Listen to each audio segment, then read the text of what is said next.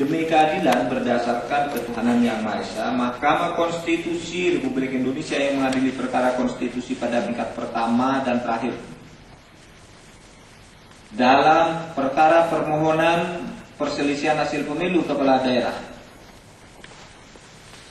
yang mengadili perkara konstitusi pada tingkat pertama dan terakhir dengan ini menjatuhkan putusan dalam perkara permohonan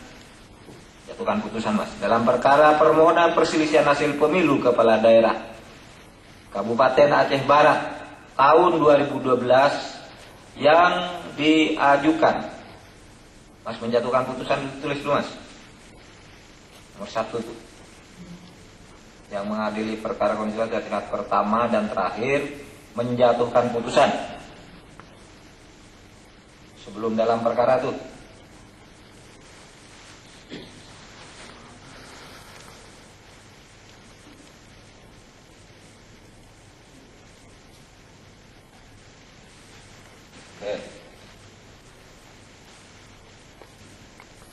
Yang diajukan oleh Dr. Andis Adami, MPD, dan Bustanuddin, pasangan calon bupati dan bupati, kepala pada Pilkada Kabupaten Aceh Barat tahun 2012, nomor urut 13. 2.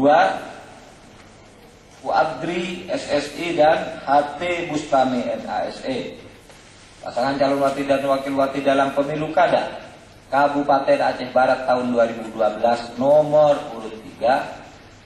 3. Tengku Syahluna Polem Esos dan Tengku Harmen Nurikmar SAGSS, pasangan calon bupati wakil bupati pada Pilkada Kabupaten Aceh Barat tahun 2012, nomor urut 12.